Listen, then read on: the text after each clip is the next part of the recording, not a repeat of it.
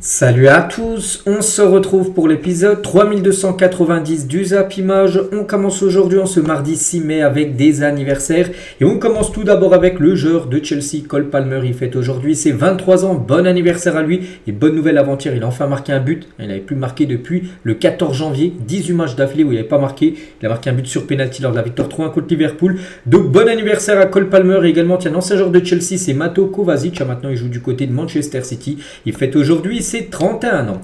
On continue, on va parler maintenant de ce qui s'est passé hier soir, lundi, avec quelques rencontres. Tiens, tout d'abord, en première ligue, il y avait une belle affiche entre Crystal Palace et Nottingham Forest. Donc pour Palace, c'était un match, pour du beurre, un match peut-être pour préparer la finale de la FA Cup, qui vont jouer là dans quelques jours contre City. Et Nottingham, c'est un match très important dans l'optique de jouer la future LDC. Ça s'est fini sur un score de 1 partout, 2 buts coup sur coup, Eze, 60e sur penalty et 4 minutes après Murillo. A égalisé un côté Nottingham Forest, donc voici les statistiques de la partie. Un match plutôt serré, mais on peut voir que Crystal Palace a quand même beaucoup plus de tirs que Nottingham Forest. Donc les deux buteurs, donc Eze et Murillo, donc deux buts coup sur coup. Et du coup, si on regarde ce classement, parce que là il y a un gros suspense pour savoir, bon pas qui gagnera le championnat, parce qu'on sait que c'est déjà Liverpool, mais qui sera en Ligue des Champions saison prochaine. Donc c'est le top 5 qui se qualifie. Donc la deuxième Arsenal, parce que le premier Liverpool a déjà leur place. Donc Arsenal deuxième 67 points, City 64 points, Newcastle 63, Chelsea 63, Nottingham 61. On peut même aller jusqu'au 7e Aston Villa 60 points. Il reste plus que 9 points à donner. Donc voilà, on peut voir chaque équipe. Par exemple, Arsenal, ils auront Liverpool, Newcastle, Southampton lors des 3 derniers matchs. Newcastle aura comme Chelsea, Arsenal, Everton. Voilà, on peut voir comme des gros programmes. Chelsea, regardez, ils auront Newcastle, Manchester United et Nottingham Forest, un concurrent direct pour Chelsea, ils sont à 2 points derrière. Donc voilà, il y aura du suspense garanti jusqu'à la fin de la saison pour voir qui ira en LDC. Ça se peut. Donc il y aura les 5 premiers qui se qualifient, peut-être une 6e équipe, comme j'ai dit. Si Manchester ou Tottenham venait à gagner l'Europa League, ils seront qualifiés directement en Ligue des Champions. On quitte l'APL, on prend la direction de l'Italie. Il y avait également une belle affiche hier, le Genoa contre l'AC Milan, et c'est l'AC Milan qui s'est imposé 2-1. A noter que Vitinha, l'ancien Marseillais, était buteur côté Genoa avant que Léo ait un but contre son camp, un but coup sur coup, en 2 minutes même, 76e et 77e minute de jeu. Ils ont renversé, ils ont égalisé et mené. Et après, il n'y a pas eu d'autres buts. Et du coup, l'AC Milan s'est imposé 2-1 lors de cette 35e journée du côté de la Serie A. Voilà, donc là, l'AC Milan renverse le Genoa seulement 2 minutes de jeu. Donc l'homme du match, c'est Rafael Leao, le meilleur joueur de cette partie. Donc félicitations portugais. Et Leao, cette saison, avec son nouveau but, donc c'est 8 buts et 8 passes D en 33 matchs de Serie A. C'est pas mal, décisif 16 fois cette saison, Rafael Leao. Et à la fin du match, il a pu faire une photo avec Mario Balotelli. Il a mis en mention idole, c'est son idole. Voilà, ils ont pu faire une photo les deux à la fin de la rencontre, parce que Balotelli jouait, je ne sais plus s'il joue, mais je crois qu'il jouait à l'époque du côté du Genoa. Donc c'est pour ça qu'ils ont pu faire une photo ensemble. Noter que Mike Maignan, grosse partie, regardez comme l'arrêt réflexe de Mike Maignan hier face au Genoa. Le ballon, on pensait qu'il allait rentrer, regardez, même je crois qu'il doit rentrer, mais pas entièrement, et du coup le but n'a pas été validé parce qu'au dernier moment il a réussi à le sortir. Énorme arrêt bien sûr du gardien français. Concernant l'autre français qui a joué, c'est Youssouf Fofana, donc il est sorti blessé contre les Genoa. Ça c'est un coup dur bien sûr pour l'AC Milan pour cette fin de saison. On espère que ça soit pas trop grave pour l'ancien joueur de l'AS Monaco. Et concernant l'équipe du Genoa, tiens, on va parler de Vitinha, je dis l'ancien Marseillais. Donc avec son but hier, c'est seulement son premier but de la saison en Serie A. On arrive quand même sur la fin de saison, il reste plus que 3 matchs. Et voilà, et enfin son premier but, bon, on va dire mieux vaut tard que jamais pour Vitinha, mais bon, une saison très compliquée, seulement 3 buts et passes D, en gros depuis le début de saison il a fait 2 passes D, 0 but, donc là maintenant 1 but et 2 passes D, ce qui fait 3 buts et passes D en 22 matchs de Serie A cette saison. N'oubliez pas que l'ancien attaquant de l'OM, c'est la recrue la plus chère du club phocéen. À Marseille, il avait acheté comme 32 millions d'euros, ils ont réussi à le vendre au Génois, mais voilà, c'est un joueur quand même qui est en grande difficulté depuis quelques temps. Du coup, tous les autres résultats de cette 35e journée du côté de l'Italie, donc les deux premiers, Naples et l'Inter, se sont imposés. On a parlé bien sûr hier quand on a fait le résumé de toutes les rencontres. Et le classement, donc Naples et l'Inter, bien sûr, toujours en tête. Donc l'AC Milan avec sa victoire, il est toujours très long classement. 9e l'AC Milan, il n'y aurait même pas de Coupe d'Europe, même pas d'Europa Conference League pour l'instant pour Milan. C'est une catastrophe, il faut absolument accrocher une place qualificative pour jouer une future Coupe européenne. Et voici les places là pour jouer à la Ligue des Champions. Donc là aussi il y aura du suspense, on parlait du suspense en première ligue, et ça sera la même chose du côté du championnat italien avec les deux premiers, donc l'Inter et Naples, voilà, qui auront leur place pour la LDC. Mais après 3e, c'est les 4 premiers qui se qualifient pour la future Ligue des Champions. Donc voilà, 68, bon, l'Atalanta bien parti pour être en LDC, mais après il y a 3 équipes à 63, une équipe à 62, 59 et 57. Là c'est Milan qui a quand même décroché, on verra, il reste plus que 9 points à prendre pour chaque équipe du côté du championnat italien. Du côté de l'Espagne, il y avait également une rencontre hier, le Girona contre Mallorca, victoire de Girona 1-0, c'est Stuani, l'unique buteur du match, un but en tout début de rencontre à la 10e minute de la partie. Après, il n'y a pas eu d'autres buts, bon, victoire logique de l'équipe de Girona. Et du coup, tous les résultats de cette 34e journée du côté du championnat espagnol et le classement. Donc le Barça, toujours 4 points d'avance bien sûr par rapport au Real Madrid. Donc là il reste encore 4 matchs, donc 12 points donnés. Donc voilà, puis n'oubliez pas que dimanche à 16h15 le Barça reçoit le Real. Donc ça sera un match capital. Si le Barça s'impose, on pourra dire que la Liga est pliée, mais si le Real Madrid s'impose, le Real Madrid reviendra à un point du FC Barcelone. Au programme donc cette semaine, il y a du très très lourd, vous savez que là il y a une semaine de Coupe d'Europe. Donc voici les grosses affiches. Donc ce soir, Inter-Barça, demain PSG Arsenal, samedi 19h le Benfica contre le Sporting. Match aussi où les deux équipes sont au même nombre de points. Il ne reste plus que 2 matchs dans le championnat portugais. Il y aura aussi un Liverpool-Arsenal et un Barcelone-Real Madrid dimanche. Grosse semaine football en perspective. Et nous, on va commencer dans l'ordre. On commence tout d'abord avec ce Inter-Barça parce que c'est aujourd'hui. Donc, c'est le retour des demi-finales. Retour de la Ligue des Champions. On se souvient des résultats. Donc, au match les Inter, il y a eu 3-3 contre le Barça et le PSG qu'on parlera beaucoup plus demain. On parlera un petit peu tout à l'heure, mais beaucoup plus demain. Donc, le PSG s'est imposé 1-0, souvenez-vous, contre Arsenal. Mais nous, ce soir, il y a bien ce match-là. Donc on a attendu toute une semaine pour revivre ces soirées Ligue des Champions et on y est. Donc ce soir c'est Inter Milan FC Barcelone, 3 partout, match aller, place au match retour pour une place en finale. Donc je pense que ce soir il y aura encore beaucoup de buts. N'oubliez pas que le match, avant le match aller 3-3, le match qu'il y avait eu avant, c'était en phase de poule en 2022, il y avait également eu un 3-3. Le Barça-Inter reste sur 2 matchs 3-3. Est-ce qu'il n'y aurait pas encore un 3-3 ce soir ? Bon, j'en sais rien, mais je pense que les deux équipes marqueront ce soir. Donc voici tout d'abord le groupe convoqué du côté du FC Barcelone. À noter le grand retour de Lewandowski, qui était absent là depuis quelques temps. Il a même loupé, souvenez-vous, la finale de la Coupe du Roi. Il est présent, Lewandowski, mais Koundé et Baldé ne sont pas là. C'est quand même les deux latéraux titulaires, à droite, l'autre à gauche. Ils sont forfaits pour cette rencontre. Donc Koundé ne sera pas là aussi pour le Real, mais Baldé, lui, pourrait faire son retour contre le Real Madrid dimanche lors du match du Classico. Et la une du journal L'équipe aujourd'hui, ça parle de Lamine Yamal, attendu comme le Messi. Donc éblouissant lors du match aller. Le prodige de 17 ans, souvent comparé à la star argentine, sera l'atout principal du Barça ce soir pour espérer décrocher une place en finale. C'est vrai qu'il avait été exceptionnel lors du match aller. Lamine Yamal, c'est lui qui avait remis le Barça dans le droit chemin. Il perdait 2-0, c'est lui qui avait marqué le but de l'espoir, le but 2-1. Et il a fait un énorme match. Di Marco n'avait pas du tout réussi à le prendre. Il a même touché 2 fois la barre transversale, Lamine Yamal. Donc ce soir, bien sûr, ça va être le gros point fort du côté du FC Barcelone, le jeune joueur de 17 ans. Et c'est que Lamine Yamal, les accomplissements de Lamine Yamal avant l'âge de 18 ans, il fêtera le 13 juillet prochain, c'est 18 ans. Mais regardez, déjà, tout ce qu'il a pu avoir, donc le plus jeune buteur de l'histoire, des phases de poule de la Ligue des Champions, plus jeune, le joueur aussi, avec 20 matchs de LDC, le plus jeune joueur à avoir ça. Donc en gros, il a déjà plein de records du côté de la LDC. Le jeune Lamine Yamal. Et Lamine Yamal est un génie, ça on ne s'efflique, qui a dit ça en conférence de presse hier.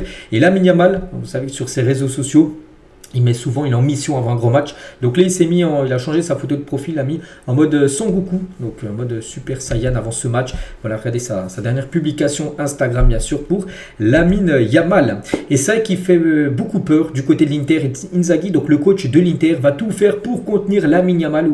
Lors du match, ils ont vraiment galéré, les joueurs de l'Inter. Il a dit, il fera l'objet d'une surveillance particulière, mais c'est un grand talent. Il est dangereux pour son âge, bien sûr.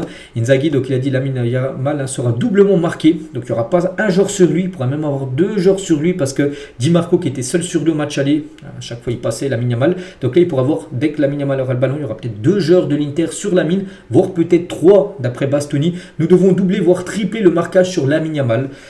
Voilà, donc ce soir il y aura un plan anti-Lamine Yamal, de la part de l'Inter Milan pour canaliser le jeune espagnol. Et il dit à Bastoni, donc c'est le meilleur joueur que j'ai pu affronter dans ma carrière, dans sa jeune carrière. Il a déjà beaucoup fait mal à l'Inter lors du match aller. Il avait aussi galéré Bastoni avec l'Italie contre l'Espagne lors de l'Euro. Je crois que l'Espagne a gagné 4-0 l'été dernier. Donc il sait que pour lui c'est le meilleur joueur qu'il a pu affronter dans sa jeune carrière, Bastoni. Et il dit donc Lamine est le joueur le plus tenace que j'ai affronté. Son niveau est impressionnant. Il a une facilité incroyable à se créer des occasions. Peu importe où il est sur le terrain, c'est le meilleur. Donc vraiment ce soir, plan anti-Lamine Yamal du côté de l'Inter. Et Inzaghi avant ce Inter-Barça, il a dit le groupe y croit. Les joueurs attendent ce match avec impatience. Et Bastoni il a dit parce qu'il y avait Inzaghi est Bastoni en conférence de presse. Il a dit on est potentiellement à 2 matchs de gagner la Ligue des Champions, sera 200% et on est confiant. Voilà, ils sont confiants du côté de l'Inter comme du côté du FC Barcelone. A noter que Pavard, les gars, sera forfait pour ce match. Il avait déjà loupé, je crois, le match aller. Pavard, il ne sera pas présent pour le match ce soir. C'est encore trop juste pour le défenseur français. On lui souhaite un bon rétablissement. Et concernant Lautaro Martinez, qui était sorti à la mi-temps lors du match aller, bon, il n'avait pas joué le match de championnat là ce week-end. On ne savait pas s'il est présent ou non. Et il devrait être présent, il va même être titulaire. L'attaquant argentin a eu de bonnes sensations lors de l'entraînement qui s'est déroulé hier, donc la veille du match. On peut le voir là. L'entraînement au centre d'entraînement bien sûr du côté de l'Inter, mais il s'est entraîné parfaitement, il n'y a peu de soucis, donc on peut se dire voilà, que Lautaro Martinez pourrait tenir sa place de titulaire ce soir. Et concernant Lewandowski, l'autre grand buteur, mais cette fois-ci côté Barça, donc lui devrait commencer sur le banc, Hansi Flick, qui l'a annoncé. Il a dit je pense qu'il serait peut-être préférable que Robert Lewandowski débute sur le banc après sa blessure, mais il est prêt. Il est dans le groupe, je l'ai dit. Donc s'il est dans le groupe, c'est qu'il est prêt. Il a reçu le feu vert médical du club, mais il devrait commencer sur le banc. Ferran Torres devrait être titulaire et Lewandowski sur le banc. Puis bien sûr, il rentrera certainement soit à la mi-temps, soit à l'heure de jeu, soit un peu plus tard, on ne sait pas, mais on le verra certainement jouer ce soir. L'attaquant polonais, voici la compo attendue pour affronter l'Inter ce soir côté Barça. Donc Szczęsny, bien sûr, retrouve sa place de titulaire, lui qui avait été sur le banc lors du dernier match. Donc Eric Garcia, défenseur droit, mais pas Koundé n'est pas là, donc Eric Garcia va dépanner à droite. Cubarsí, Rojo et Inigo Martinez à gauche. Inigo Martinez normalement est dans l'axe, mais vu qu'il n'y a pas Baldé, il préfère pas mettre Gérard Martin qui avait galéré en match aller. Et du coup, Arrojo pourrait être dans l'axe et Nigo pourrait jouer défenseur gauche. Donc voilà, une défense un peu inédite. C'est quasiment 4 défenseurs centraux qui vont utiliser les 4 places en défense. Donc De Jong, Pedri, Daniel Mo, milieu de terrain. Et devant Yamal, Rafinha et bien sûr Ferran Torres qui devrait être le titulaire en attaque. Et le Barça actuellement à 160 buts inscrits. N'oubliez pas que le record du FC Barcelone dans son histoire c'est 155 buts. Ça a déjà été battu. Le record c'est 160. Et donc depuis la saison 2019-2020, ils ont même battu le Bayern en 2019-2020. Ils avaient marqué 159 buts et le Barça est déjà 160 alors qu'il leur reste quand même quelques matchs. Il leur reste 1 voire peut-être 2 matchs de LDC. Si à la finale il leur reste encore les 4 matchs de Liga. Donc voilà, le Barça peut atteindre facilement les 170-175 buts inscrits pour la fin de la saison. Voilà ce qu'il y a à dire sur ce Barça-Inter. Enfin Inter-Barça, donc ça se déroulera en Italie ce soir. On bascule rapidement sur l'autre match qui aura lieu demain. On en reparlera encore plus demain. Mais quelques infos. Tout d'abord l'arbitre, quelqu'un de très important. Ça sera un arbitre allemand qui arbitrera le match PSG Arsenal. Félix Zweyer arbitrera ce PSG Arsenal ce mercredi en Ligue des Champions. Il a déjà arbitré 2 fois le PSG. Ça avait été une fois contre le Maccabi Haifa. Le PSG s'est imposé 7-2 il y a quelques années. Et aussi un match nul du PSG contre Naples. Il y a eu 2 partout. Voilà, il a arbitré 2 fois Paris. Donc un nul, une victoire. En espérant que demain ça soit une victoire bien sûr pour le Paris Saint-Germain avec cet arbitre. Et concernant Ousmane Dembélé, toute la semaine c'était l'inquiétude, est-ce qu'il allait pouvoir tenir sa place, oui ou non?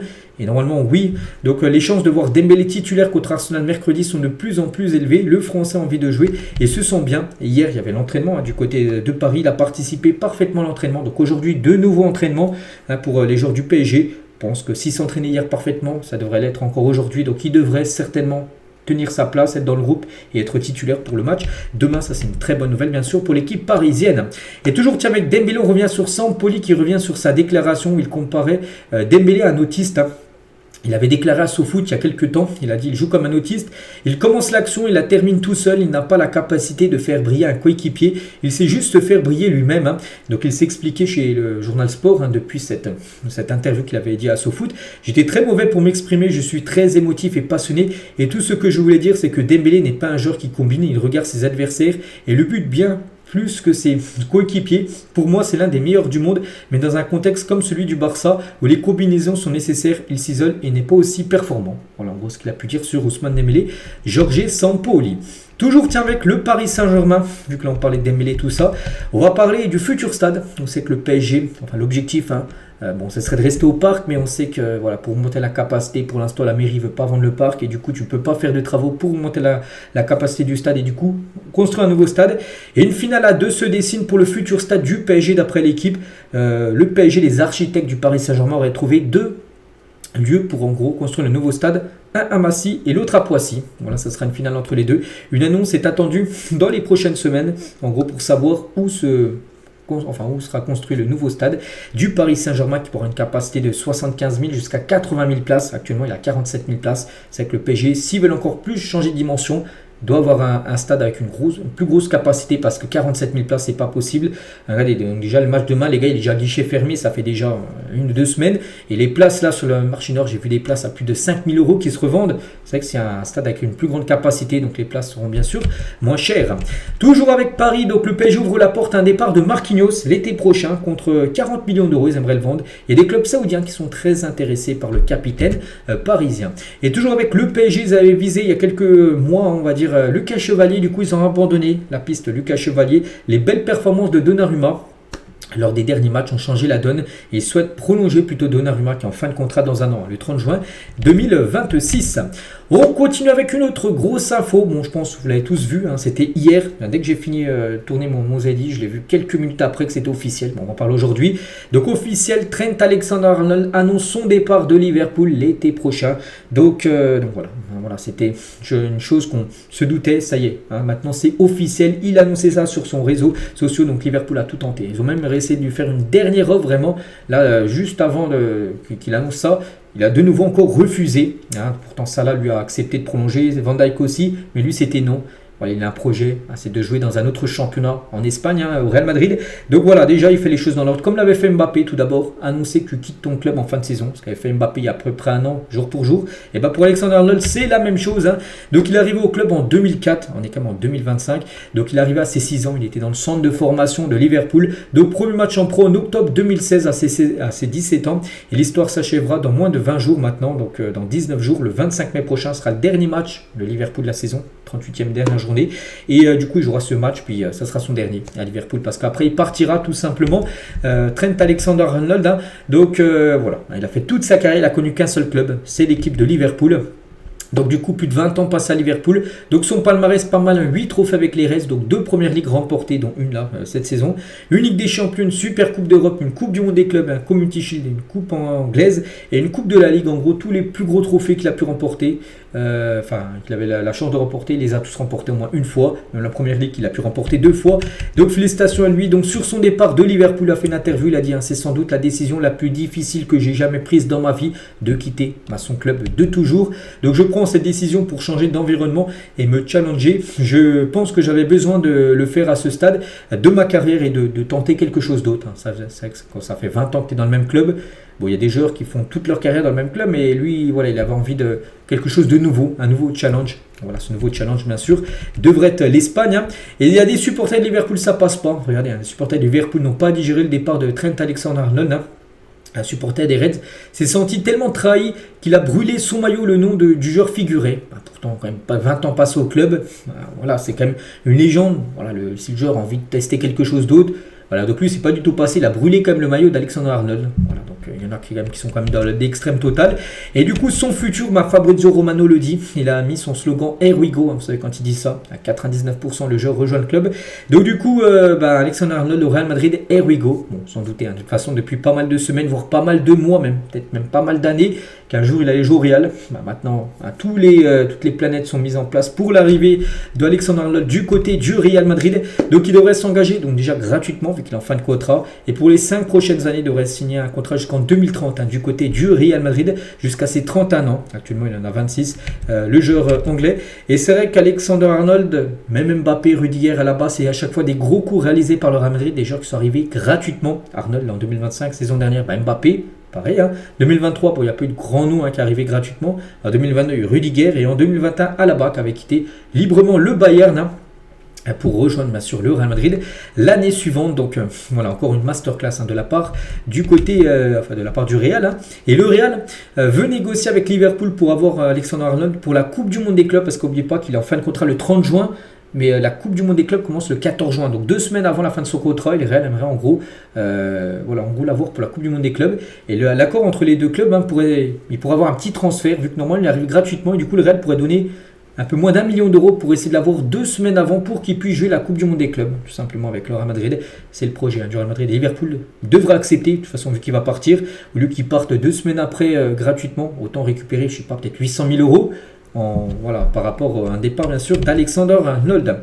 Et du coup, Xabi Alonso, certainement futur coach du Real Madrid, disposera d'un superbe effectif au Real Madrid. Donc pour l'instant, avec les joueurs qui sont au Real, ça pourrait ressembler à ça avec Alexandre Arnold à droite. S'il n'y a pas de blessure, ça peut être Militao, Rudiger, Mendy, comme Avinga Tchouaméni devant le Quator. Après, est-ce que le Quator va encore fonctionner ou peut-être un partira? Parce que Rodrigo, on sait qu'il a des chances de partir, mais pour l'instant, ce serait ça l'équipe du Real Madrid. Saison prochaine, mais ça se peut. Vous savez qu'il y a d'autres joueurs qui peuvent arriver. On parle beaucoup de Saliba, on parle de Hulsen, on parle aussi de milieu de terrain aussi qui pourrait débarquer au club comme Zubimendi. Donc on verra, mais pour l'instant, Arnold, lui, c'est quasiment fait du côté du club madrilène. Et un joueur peut être content, c'est Kylian Mbappé. Pourquoi? Parce qu'Alexandre Arnold, mais pas que c'est le meilleur passeur de l'histoire de la Première Ligue. Voilà, c'est quelqu'un qui délivrait beaucoup de caviar.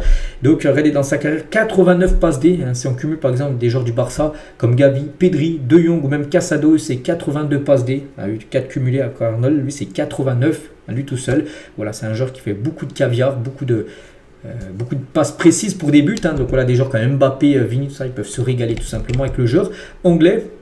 Et on verra la connexion qu'il aura avec bien sûr Xabi Alonso, son certainement futur coach du côté du Real Madrid. Et toujours au Real, on continue avec eux. Et Ancelotti, le coach actuel, donc lui c'est aussi un fait. Donc c'est accordé avec le Real Madrid pour un départ en juin prochain, avant la Coupe du Monde des clubs. Donc là le dernier match qui devrait entraîner du Real, c'est contre la Real Sociedad le 25 mai prochain, dans 19 jours, dernière journée de Liga, 38e journée. Donc Real Madrid, Real Sociedad devrait être le dernier match d'Ancelotti, après il partira. Donc en juin, Ancelotti sera le sélectionneur du Brésil, ça bouge pas, il devrait bien prendre la Seleção, et Xabi Alonso est lui en pole position pour remplacer Ancelotti au Real. Donc là aussi, on attend que la saison se finisse pour que ça soit officiel, mais voilà, tout est signé, tout est réglé. Concernant tout ce qui va arriver du côté du Real, beaucoup de changements, que ce soit au niveau joueur ou au niveau entraîneur, pour la future saison. Concernant Modric et Lucas Vazquez en fin de contrat, le 30 juin prochain, mais ils joueront bien la Coupe du Monde des clubs. Donc leur participation était déjà prévue dans leur prolongation signée l'an dernier avec le Real Madrid. Donc en gros, voilà, ils sont en fin de contrat le 30 juin, mais si le Real Madrid va jusqu'à la finale qui est le 13 juillet, donc normalement ils sont plus sous contrat, mais en gros quand ils avaient prolongé la saison dernière, en gros leur prolongation c'était jusqu'à la fin de la Coupe du Monde des clubs. Donc voilà, tout dépend, le Real Madrid ira jusqu'à où, mais s'ils vont jusqu'en finale, ils auront un contrat jusqu'au 13 juillet, et après ils partiront normalement Vazquez et Luka Modric. Quelques autres infos mercato, un autre Erwigo, c'est pour Jorginho, donc le joueur italien qui est en fin de contrat avec Arsenal en fin de saison, et il va partir, il devrait s'engager à Flamengo. Le milieu italien va signer 3 ans dans le championnat brésilien à l'âge de 33 ans, voilà, parce qu'on sait que déjà Arsenal ne va quasiment jamais jouer, voilà, c'est vrai que c'est un joueur souvent sur le banc, il va partir, il devrait rejoindre le championnat brésilien Jorginho. Et un autre joueur pourrait également partir à Flamengo, c'est João Félix, le club brésilien discute avec Chelsea pour recruter l'attaquant portugais. De nombreux clubs sont intéressés, dont son ancienne équipe, le Benfica, qui souhaiterait le faire revenir. Actuellement, il est prêt à l'AC Milan. Le créateur ne souhaite pas aller au Brésil à ce stade de sa carrière. La Flamengo est intéressé, mais lui souhaiterait encore rester en Europe. Bon, l'AC Milan ne va pas lever l'option d'achat. Une chose qui est quasiment sûre, c'est qu'il retournera à Chelsea l'été prochain, mais Chelsea ne le conservera pas. Soit ils le prêteront de nouveau, soit ils le vendront. Concernant Victor Osimhen, lui aussi, on ne voit pas rester au Galatasaray malgré la magnifique saison qu'il a fait. N'oubliez pas qu'il appartient toujours au Napoli.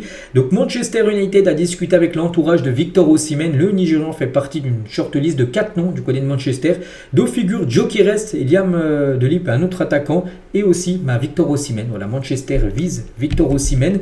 Et donc l'attaquant nigérian réclame un salaire de 12 millions d'euros par an s'il venait à rejoindre tout simplement Manchester. Après, Manchester ils ont une priorité.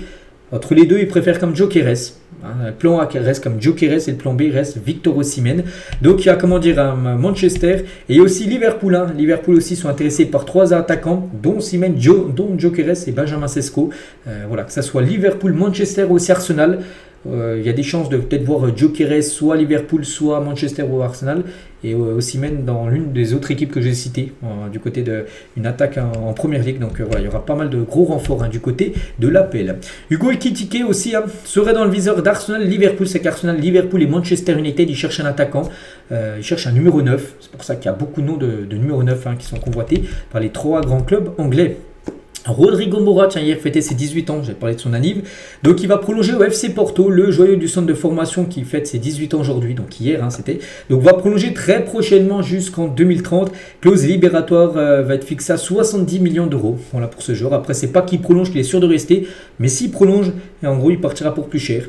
Donc voilà, concernant la pépite portugaise. Concernant notre pépite, Lamine Yamal qu'on a parlé tout à l'heure, mais là on va parler par rapport à son futur. Donc il va bientôt prolonger son contrat de 5 ans avec le Barça. Donc le club catalan attend que l'Espagnol ait la majorité pour lui pour faire signer un contrat de longue durée, une grosse augmentation de salaire. Actuellement c'est l'un des plus petits salaires du côté du Barça. Oui, c'est fou de dire ça, mais il a encore un contrat jeune, et là vu qu'il va prolonger son contrat, il va augmenter bien sûr son salaire. Il va pas toucher le même salaire qu'il a à l'époque, alors c'est l'un des plus petits salaires vu l'importance qu'il a. Ça va être peut-être même le joueur le mieux payé au Barça. Et voilà, donc il signera à l'âge de ses 18 ans, donc j'ai dit, il aura 18 ans le 13 juillet prochain, Lamine Yamal. Concernant Désiré Doué, ne bougera pas au PSG, ne bougera pas du PSG cet été, parce qu'il y avait des rumeurs qu'on avait pu voir après des sites anglais, en gros que le Real Madrid surveillait Désiré Doué pour remplacer Rodrigo sur le départ. Non, du côté du PSG bien sûr, il est hors de question de lâcher Désiré Doué l'été prochain. Leeds prépare une offre pour tenter de recruter Leonardo Balerdi, le défenseur de l'OM, qui pourrait peut-être partir en première ligue, parce que Leeds monte, ils sont même champions de Championship, ils montent la saison en PL, et ils sont en train de ils vont commencer à préparer leur mercato pour essayer de se maintenir, parce qu'on sait que les 2 dernières années, à chaque fois les équipes qui montent descendent l'année suivante, donc là c'est pour ça Leeds, l'ambition de rester en première ligue, et voilà, ils souhaiteraient attirer Leonardo Balerdi pour la saison prochaine. On va parler de l'OM toujours, qui pousse pour signer Angel Gomez cet été, donc le milieu anglais du LOSC sera libre de tout contrat en juin prochain. Voilà, dans 1 mois et 24 jours exactement, il est en fin de contrat avec Lille, et Marseille souhaiterait s'attacher les services du joueur anglais qui connaît très bien Mason Greenwood. Voilà, peut-être Greenwood pour peut-être essayer de faire persuader Gomez de signer à Marseille gratuit. Christopher Nkunku devrait quitter Chelsea cet été, voilà, c'est quasiment sûr. Fabrizio Romano l'a encore dit, il a un contrat quand même jusqu'en 2029, encore 4 ans de contrat pour Nkunku, mais il devrait bien partir. Par rapport à son temps de jeu qui est très faible, on sait qu'il y a tellement de concurrence à Chelsea que c'est compliqué pour beaucoup de joueurs de jouer, et dont Nkunku, donc il devrait quitter l'équipe des Blues. Après la défaite en Coupe de France du PSG contre le Paris FC, c'était samedi après-midi, donc le PSG se sépare de son entraîneur Fabrice Sabriel. Donc là on parle bien sûr de l'équipe féminine, donc un nouveau coach va débarquer sur le banc de l'équipe féminine du côté du PSG. Toujours avec les entraîneurs, Al Hilal qui a viré Jorge Jesus, c'était il y a quelques jours après la défaite en demi-finale de la LDC, vise 3 entraîneurs portugais pour succéder à Jorge Jesus, donc José Mourinho, Nuno Espirito Santo et Marco Silva. Voilà, et bien sûr un des 3 s'il a débarqué à Hilal pour toucher un contrat en or en signant dans son club qui a beaucoup d'argent. On va parler du Bayern Munich officiel. Le Bayern dévoile son nouveau maillot extérieur pour la saison prochaine, c'est officiel. Voilà, donc je le trouve très beau. En plus, avec Mikel Olise, avec le flow qu'il a, Mikel Olise, ça ressort parfaitement. Donc voilà, qu'est-ce que vous en pensez? Vraiment, il est magnifique. Donc le maillot domicile sera bien sûr de couleur rouge, le maillot extérieur sera de couleur blanc pour les Bavarois. Toujours avec les maillots de foot, voici à quoi devrait ressembler le futur maillot de l'Inter Milan qui joue ce soir. Mais la saison prochaine, il devrait porter ce maillot-là, version domicile. Voilà pour l'équipe de l'Inter Milan. On va parler de Didier Deschamps qui annoncera sa liste pour le Final Four de la Ligue des Nations le jeudi 22 mai prochain. Donc là, dans un peu moins de 20 jours, à 14h. Donc les Bleus affronteront l'Espagne, n'oubliez pas, en demi-finale. Ce sera sur un match simple, et en cas de victoire, parce que là c'est la demi-finale. Donc en cas de victoire, c'est la finale, soit le Portugal ou l'Allemagne qui jouera l'autre demi. N'oubliez pas que le Final Four se jouera en Allemagne. Voilà, donc petit avantage peut-être à l'Allemagne qui sera à domicile, mais voilà, donc France-Espagne, la liste sera dévoilée le 22 mai prochain par Didier Deschamps. On va parler de Rafinha qui révèle avoir failli jouer pour l'Italie. Bon, il joue pour le Brésil, mais il a failli en 2020 jouer pour l'Italie. Il a dit, j'étais sur le point de rejoindre la sélection italienne, je devais aller à l'Euro 2020 qu'ils ont gagné, mais heureusement je n'ai pas reçu mon passeport à temps. Jorginho m'appelait sans cesse, le staff italien avait un projet incroyable pour moi, quelque chose qui m'a vraiment séduit. Mais au fond de moi, j'avais encore un petit espoir de pouvoir porter le maillot du Brésil. Après, je ne vous cache pas, je ne sais pas pourquoi il pouvait jouer pour l'Italie. Est-ce qu'il avait, je sais pas, non, mais je sais que déjà il n'est pas né en Italie, mais est-ce que son père est italien ou sa mère, je ne sais pas. J'ai pas regardé ça de plus près, mais il aurait pu jouer, il aurait pu représenter l'Italie. Bon, il représente maintenant la Seleção. Officiel, voici les 3 finalistes nominés pour le trophée Marc-Vivien Foé, en gros récompensant le meilleur joueur africain évoluant en Ligue 1. Donc cette saison on a le choix. Au début il y avait 10 choix, maintenant c'est réduit à 3 choix. Les 3 finalistes de Khabib Diarra, joueur de Strasbourg, Yvan Guessant, donc attaquant ivoirien de l'équipe de Nice, et bien sûr Achraf Hakimi, qui est pour moi le grand favori pour remporter ce prix. Hakimi ne l'a jamais remporté, le prix Marc-Vivien Foé. Pas de mise au vert à Rome pour l'OM cette semaine, choix des joueurs hier.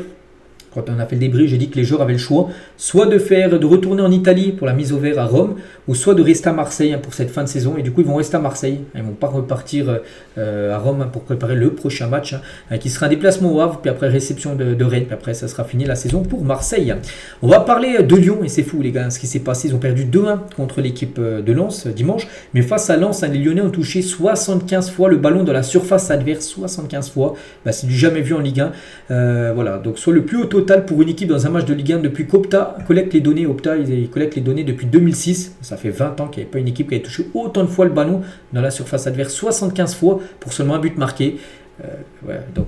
Voilà, ça a été très pauvre, on va dire, offensivement à Lyon. C'est dommage, parce que du coup, ils ont perdu le match. Ils ont pratiquement dit adieu à la Ligue des Champions. Lucas Paqueta, ancien Lyonnais, est en larmes le week-end dernier pour avoir reçu un carton jaune contre Tottenham, lors du match nul partant Tottenham et West Ham. Donc pourquoi il a pleuré? Parce qu'il a pris un jaune. Donc le Brésilien a fait l'objet toujours d'une enquête après avoir été soupçonné de recevoir volontairement des cartons il y a quelques années, pendant que ses proches pariaient dessus. Souvenez-vous. Et voilà, donc il y a toujours une enquête qui est en cours, et il a pris un jaune. Donc là, il a dans le jeu, il n'a pas fait exprès, mais à l'époque, il est soupçonné d'avoir fait exprès d'avoir pris des jaunes parce que ses amis et des gens de sa famille avaient mis des grosses sommes d'argent qu'il allait prendre un jaune dans le match. Il l'avait pris, et en plus quand on a vu les jaunes qu'il avait pris, on s'est dit il a un petit peu fait exprès. Donc voilà, quand il a pris un jaune avant-hier, il a pleuré. Voilà, Lucas Paqueta. On va parler cette fois-ci d'Edouard Mendy, et incontestablement une légende du continent africain, c'est vrai. Élu meilleur gardien de la Ligue des Champions asiatiques, gagné en plus avec Al-Ahly, c'était samedi dernier. Élu meilleur gardien de la Coupe d'Afrique des Nations avec le Sénégal il y a quelques années. Élu meilleur gardien de la Ligue des Champions quand Chelsea a gagné l'édition. C'est vrai que c'est l'un des meilleurs gardiens actuellement, enfin même sur les dernières années là, Edouard Mendy. On va parler de Michel Denisot, membre du conseil d'administration du PFC, donc le Paris FC, en gros l'équipe qui monte en Ligue 1 saison prochaine, révèle l'objectif du club en Ligue 1. Donc il a dit, c'est de faire un autre club différent du PSG avec une autre philosophie. L'idée, c'est d'être vraiment le club de la région Île-de-France et d'aller chercher tous les talents de cette région Île-de-France qui a peut-être le plus gros noyau de pépites. C'est vrai que plein de joueurs de la banlieue parisienne sont maintenant dans des très grands clubs. Donc en gros, le but, c'est d'aller chercher tous ces meilleurs talents de l'Île-de-France et de les faire jouer du côté du Paris FC. Des fois, ça se fait avec le PSG, mais c'est tellement compliqué après à s'imposer en équipe première parisienne, que là, avec le Paris FC, eux, ils veulent faire ça, en gros. Donc l'idée n'est pas de faire revenir Mbappé à Paris, c'est plutôt de faire une équipe de joueurs provenant le plus possible de la couronne parisienne, de Paris et la banlieue parisienne. Ils souhaitent faire ça pour le futur, cette équipe du Paris FC. Un supporter angevin a été placé en garde à vue pour agression sexuelle sur mineur et en état d'ivresse.